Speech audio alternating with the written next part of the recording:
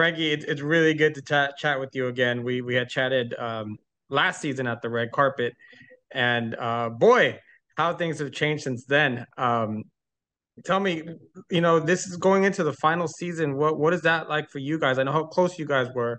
So when you guys go in to do that first read, knowing that that was going to be one of those last times, well, how was that for you guys? I'm still processing it if you want the truth. Um, I'm not I'm not there yet.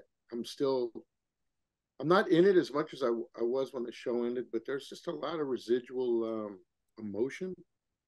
So I don't know if I've been able to I wouldn't know how to answer that honestly, other than I can tend to be sentimental, so I'm missing a lot of people. I've been lucky to run into some people here and there. So that's been really, really, really good.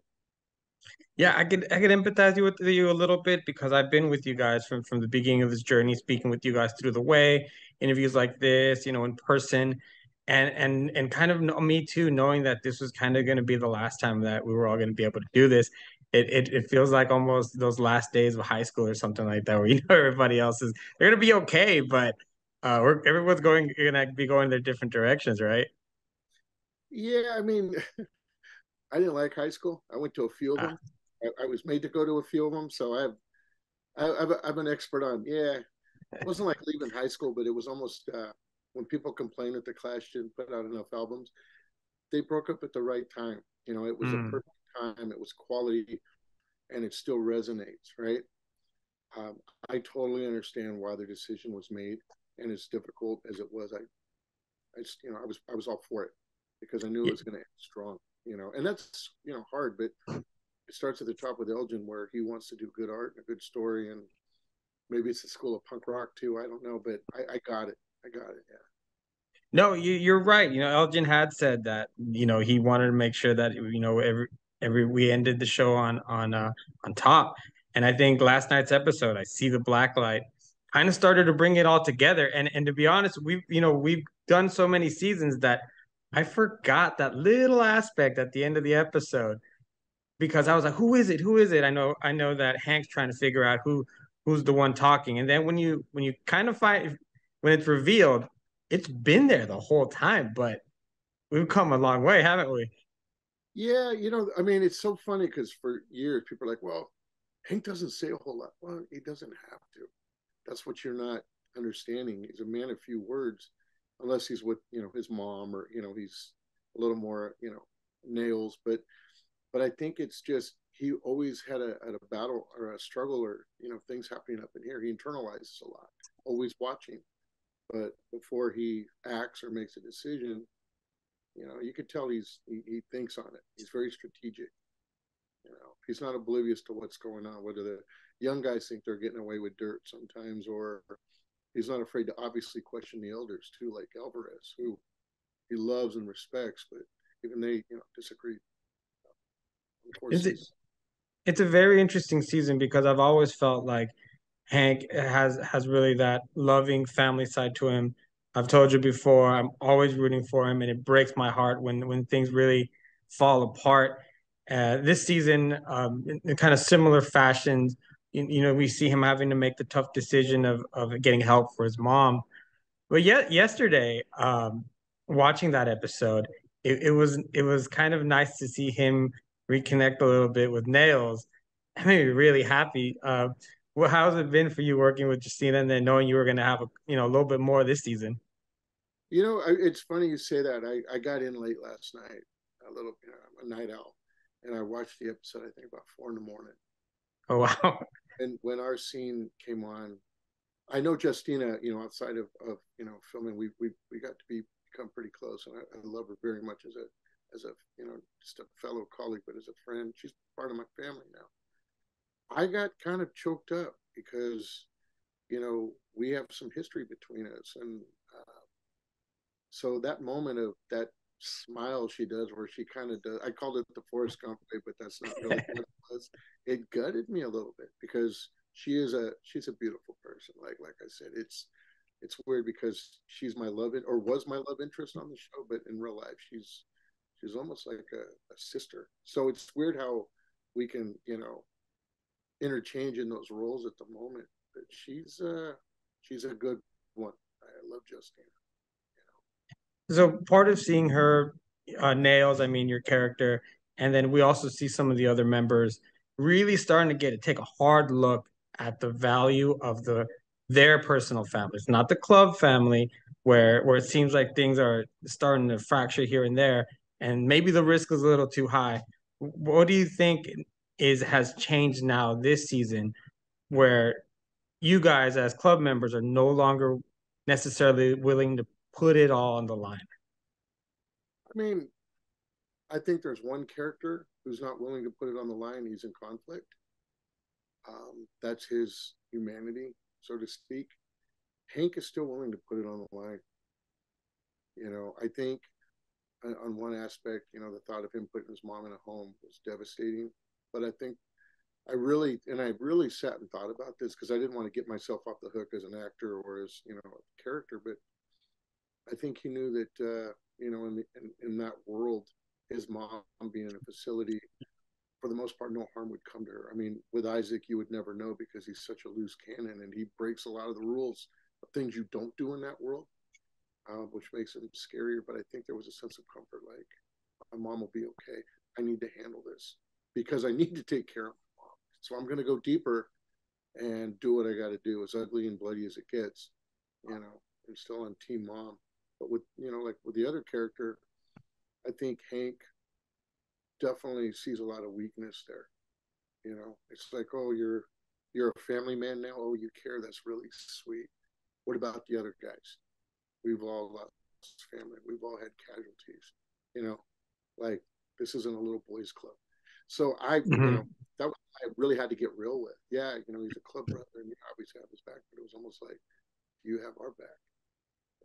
Yeah, yeah, but it's those ties, those kids, sisters, mothers. I think that really keeps you guys connected to your humanity and really allows you to empathize with audiences. Correct? It does because, the thing is that life takes a toll. Mhm. I think in the early stages, we were always struggling to, I don't know if it was to get to be on the top, to be number one, which, I mean, I'm sure every club in that world, is number one in their own right or their realm, or they strive to be. But I think that we were certain selfish decisions that were made by certain members, aside from the club votes, put us in jeopardy, and there's consequences. And now we're paying the piper, and we're getting older, and it's not moving the way the machine used to move.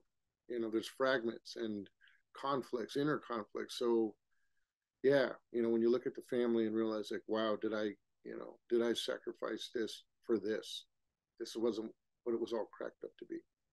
But Hank will still fight in the realm of, he believes the club's bigger than himself. Loyalty like that, yeah, it can go both ways. Well, I mean, I'm gonna be rooting for your character the whole time, as I have been. Uh, Me too. Me too. so fans are very, very active online, on the nights of the shows. You guys are all very active usually on the nights of the shows, which has always impressed me because it's very interactive. I know you can't tell me much, but do you think that you guys got a couple of twists and turns coming up that they're gonna throw a lot of people off? I think the smile says it right there. I mean, part of me wants to say, hey guys, it's a sit back and enjoy it. Don't drive yourself crazy. I know there's predictions. I get it. Then, like, there's some people that get a little bit out of line with them too. And it's like, hey, be nice. I'll find out where you live. We'll have a talk about this. Forget the computer. But no, I mean, for the most part, I like today. I went to go get my coffee. Even though I went to bed late, I was up early, for this.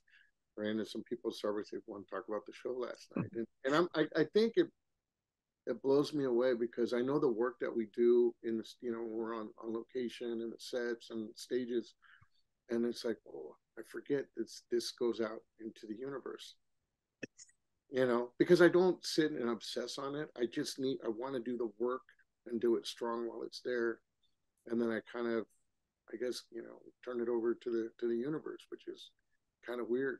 So when people catch me off guard early in the morning or whatever, it's like, oh, that's right. This is what I've been doing in my life, and gladly, you know. Yeah, and to be honest, I've seen you guys live. I've seen you guys interact. I've seen you through the years, and I can really tell that you guys are a family, and that translates to the screen. I think that's what translates to the audience as well, and why the show is so beloved. Yeah, and that's hard at times too, because sometimes things get a little real. But but I think that's the beauty of it. Like that interaction with Nails. That gutted me. The interactions I have with Creeper gutted me Hmm. because we also were very close. We check in with each other quite a bit, and so when we're telling the story to the audience, there's stories that are within the tribe that they're telling their story too. So, and I enjoyed those moments I had a lot with Emilio, season 4, because not only does Hank still, I believe, looks up to Alvarez, even though they, had their Hmm. differences. I look at Emilio as a big brother and somebody that, I go to him for advice, and, he'll take a call at 3 in the morning, God forbid if I need to. Him and Danny Pino, you know, Hmm. I love that, because that also puts you in a realm of not vulnerability, but you're kind of at ease to do what you need to do to let your character, you're not restrained or guarded. Yeah, that's great, and yeah, I can see that.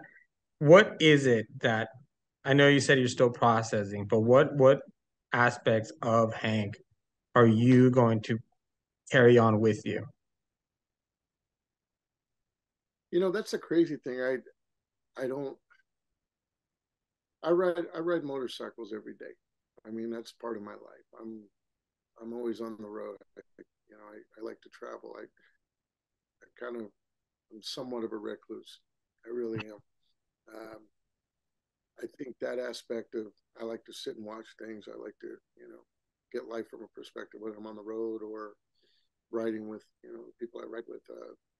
That camaraderie, that trusted tribe that I hang out with, so to speak, is something that was with me, prior to the show, and I think made sense to me more, with the show.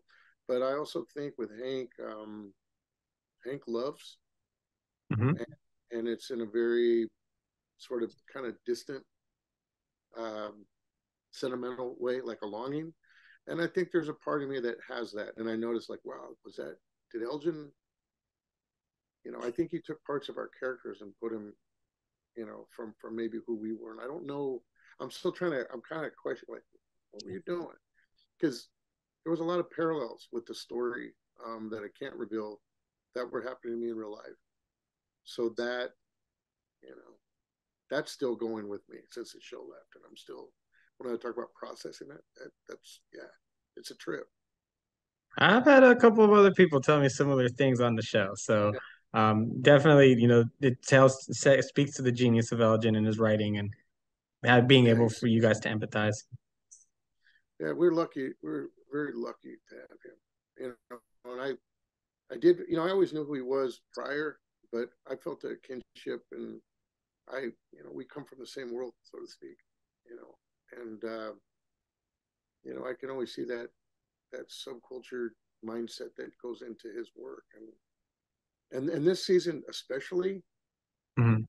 really, I thought about it, last night. We had, Broken Saints, and then we had Ian, who was part of Storm 88 from the prison scene.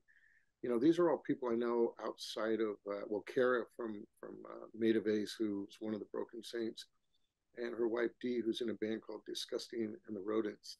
They're these punk bands, this subculture, this world that I've been around for years here in LA. And to see people like that I'd see at shows or that I knew personally on the show, and their music's in the show, that kind of grounded me a little bit more, because I felt a disconnect when we did Mayans. Like, I wasn't going to as many shows. Our band wasn't playing as much. And to have them in the Santo Padre world of the Mayans was just so beautiful. We had some other punk legends in there that really I grew up being influenced by their music. It was just, that to me, it was like, yeah, I felt, a little more grounded in that realm too. Worlds collided. That's great. Yeah, it shows on screen, and I honestly that's why I can't vouch for the show enough. One last question, as you guys wrap up, do you guys get to keep the motorcycles, or because I know they were personalized a little bit? Oh, and I'll tell you what, that road glide that I had on the show, I absolutely fell in love with. I've got a Road King and a Street Glide, which are somewhere in between a road glide as far as like the fairings and the ride. And I really fell in love with that bike, and I miss it. I actually, yeah, I don't know if I'm going to invest in one, but I really miss that bike. Rico Cope did a great job customizing that. I wanted it stealth. I didn't want it over the top, and tried to keep it true to form, a club bike. But God, I miss that bike. When I saw it on the episode last night, I was kind of, yeah. Nice. Frankie, thank you so much for your time. Thank you for Thank you. chatting with me, a couple of times throughout the seasons. We're It's glad to have been you there. I'm being honest. It was good to have you there. So, Yeah, it's been great. Congratulations on the show as an entirety. You guys have done it, and no doubt you guys are going to stick the landing. But we'll have to wait a couple episodes to see that. right on. Thank you so much. Thanks for having me. Thanks.